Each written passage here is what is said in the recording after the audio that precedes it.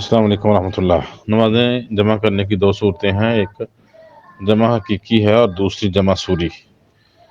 جمع حقیقی کی صورت یہ ہے کہ آپ تین عذر ہیں جن کی وجہ سے جمع حقیقی کر سکتے ہیں۔ ایک خوف، دشمن کے ساتھ جنگ ہے، لڑائی ہے، دوسرا سفر پہ ہیں، اور تیسرا بارش ہو رہی ہے۔ تو یہ تین عذر ہیں جس کی وجہ سے نمازیں جمع ہو سکتی ہیں۔ اس کو جمع حقیقی کہتے ہیں کہ اگر سفر پہ ہے، کوئی خوف ہے یا بارش ہے، ظہر کا ٹائم ہے تو ظہر کے ٹائم عصر بھی ساتھ پڑھ لے، عصر کا ٹائم ہے تو لیٹ کر لیں، عصر کے ٹائم جا کے ظہر اور عصر پڑھ لیں، مغرب کا ٹائم ہے تو ساتھ عشاء پڑھ لیں، یا عشاء کے ساتھ جا کے مغرب پڑھ لیں۔ یہ دونوں صورتیں جائز ہیں، تقدیم و تاخیر کہتے ہیں۔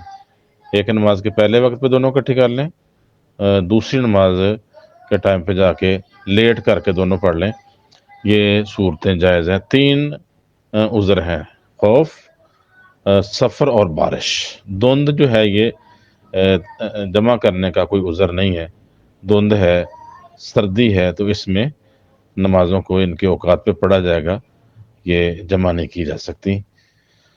تو اس کے دلائل ہیں، یہ جمع حقیقی تھی، اس کے دلائل صحیح مسلم میں روایت 705 سیدنا عبداللہ بن عباس رضی اللہ تعالیٰ عنہ بیان کرتے ہیں، صلی رسول اللہ صلی اللہ علیہ وسلم الظہر والعصر جمیعا والمغرب والعشاء جمیعا فی غیر خوف ولا سفر۔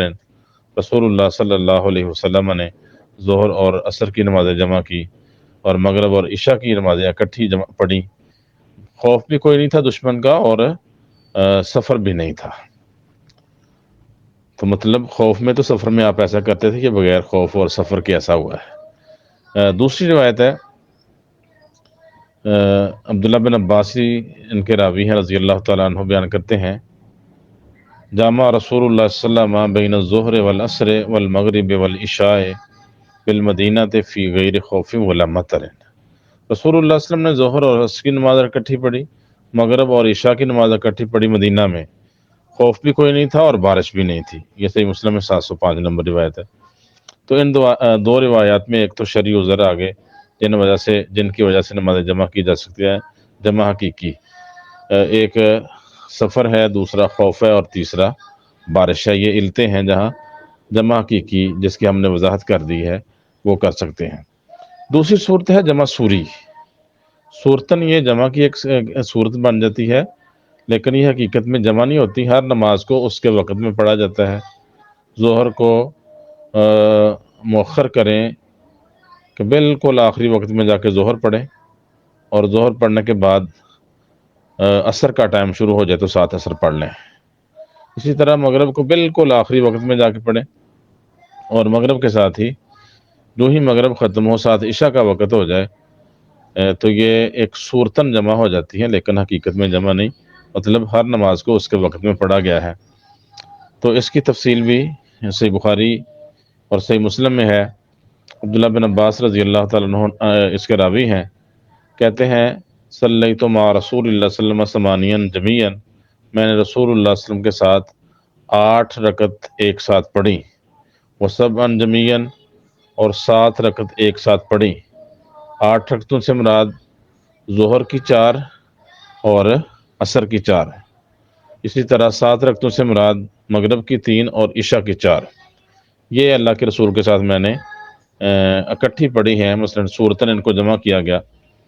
تو حدیث کے راوی کہتے ہیں، میں نے ابو شاسا، یہ عبداللہ بن عباس کے شاگرد ہیں، تابعی ہیں، ان سے پوچھا، اظنہ اخر الظہر وعجل العصر، مجھے یہ سمجھ آتی ہے کہ آپ نے ظہر کی نماز مؤخر کی ہوگی اور عصر کی مقدم کی ہوگی۔ مثلا ظہر کو بالکل آخری وقت میں جا کے پڑھا، جو ہی یہ نماز ختم ہوئی ساتھ عصر کا ٹائم ہو گیا، اور عشاء کو مقدم کیا ہوگا، مثلا اس کے اول وقت میں پڑھا، اور مغرب کو مؤخر کیا، اس کے آخری وقت میں جا کے پڑھا ہے۔ تو ابو شاسا تابعی عبداللہ بن عباس کے شاگرد کہتے ہیں، مجھے بھی یہی سمجھ آئی۔ تو یہ احادیث دلیل ہیں کہ جمع سوری جائز ہے، اور امام شوکانی رحمہ اللہ نے نیل الاوطار میں، اور عبد الرحمن مبارک پوری رحمہ اللہ نے تحفۃ الحفظی میں اس صورت کو درست کرا دیا ہے کہ یہاں جمع سوری ہی بنتی ہے۔ تو جمع سوری میں ہمارے ہاں کچھ لوگ جو ہیں وہ اس کا غلط استعمال کرتے ہیں۔ یہ امام کی قید کے ساتھ ہے کہ امام کبھی اس طرح کی صورت اختیار کر لے تو مقتدی بھی ایسے کر سکتے ہیں۔ ہمارے ہاں مرزا جہلمی جو ہے اس نے جس طرح دیگر مسائل بگاڑے ہیں، یہ مسئلہ بھی بگاڑا اور لوگوں کی غلط تربیت کی، بلکہ لوگوں کو بے نماز کر دیا کہ نمازیں جو ہیں وہ وقت پہ پڑھنا ضروری نہیں ہے، جس طرح اول آخری وقت اس طرح جمع کر کے پڑھ لو تو کوئی گنجائش نہیں، آپ کے لیے گنجائش ہے اور جیسے مرضی کرو۔ اور لوگوں نے پتہ نہیں اللہ عالم وہ پڑھتے بھی ہیں نماز نہیں، یہ جھانسا دیتے ہیں کہ ہم جی مغرب عشاء اکٹھی کر لیتے ہیں، ظہر عصر اکٹھی کر لیتے ہیں، تو یہ بالکل غلط طریقہ ہے۔ یہ امام کی اقتداء میں ہوگا، اور امام بھی کبھی ایسے اللہ کے رسول نے زندگی میں ایک مرتبہ ایسے کیا ہے، تو اس کی تفصیل بھی صحیح مسلم میں عبداللہ بن عباس سے کہ ایسا کیوں کیا تھا، کہا اس لیے کیا ہے کہ آپ اپنی امت کو مشقت سے بچا لیں، کہ اگر کسی طرح اس طرح کی ہنگامی صورتحال ہے تو وہ اکٹھی کر لیں۔ امام کی اقتداء میں اپنے طور پہ اکٹھی نہیں کر سکتا۔ عبداللہ بن عباس رضی اللہ تعالیٰ عنہ سے ان کی زندگی میں بھی اس طرح ثابت ہے کہ انہوں نے مغرب کو مؤخر کیا اور یہ بیان کیا کہ اللہ کے رسول نے ایسے کیا، مغرب کو مؤخر کر کے آخری وقت میں پڑھا اور ساتھ عشاء پڑھ لی۔ اس کی ذریعے سے مسلم میں 705 نمبر روایت ہے۔ عبداللہ بن شقیق ثقہ تابعی ہیں، بیان کرتے ہیں ایک دن عصر کے بعد عبداللہ بن عباس رضی اللہ تعالیٰ عنہ نے ہمیں خطبہ دیا تو تقریر کا دورانیہ لمبا ہوتا گیا حتیٰ کہ سورج غروب ہو گیا اور ستارے ظاہر ہو گئے۔ لوگ کہنے لگے نماز مثلا نماز کا ٹائم ہو گیا، بہت لیٹ ہو گئے۔ اور بنو تمیم قبیلے کا ایک شخص تھا جو کافی دین کے معاملے میں چاق و چوبند تھا اور کوئی سمجھوتا نہیں کرتا تھا دلائل پہ، بے باک انسان تھا۔ اس نے بھی کہا الصلاۃ کہ نماز کا ٹائم ہو گیا، نماز پڑھنی چاہیے۔ تو عبداللہ بن عباس رضی اللہ تعالیٰ عنہ غصے میں آگے کہنے لگا تو علمونی بالسنت، تم مجھے سنت طریقہ تم سمجھاتے ہو، لا ام لکا تیری ماں نہ رہے۔ پھر انہوں نے کہا میں نے رسول اللہ صلی اللہ علیہ وسلم کو دیکھا جامع بین الظہر والعصر والمغرب والعشاء، اللہ کے رسول نے ظہر اور عصر کی نماز کو جمع کیا تھا اور مغرب اور عشاء کی نماز جمع کی تھی۔ تو عبداللہ بن شقیق عبداللہ بن عباس رضی اللہ عنہ کے شاگرد کہتے ہیں یہ بات فحاق فی صدری من ذالک شیء، اس بارے میں میرے دل میں کچھ الجھن سی آ گئی، کھٹکا پیدا ہو گیا کہ یہ غلط بیانی نہ ہو۔ فاتیت ابا ہریرہ تھا، تو میں ابو ہریرہ رضی اللہ تعالیٰ عنہ سے کے پاس آیا، فسألتہ، تو میں نے انہیں اس طرح پوچھا کہ اس طرح کا اللہ کے رسول نے عمل کیا ہے، فصدق مقالتہ، تو انہوں نے عبداللہ بن عباس رضی اللہ تعالیٰ عنہ کی بات کی تصدیق کر دی۔ تو یہ جمع سوری ہے اور یہ بھی امام کی اقتداء میں اپنے طور میں۔ تو یہاں جمع کے حوالے سے ہمارے ہاں دو خرابیاں پائی جاتی ہیں۔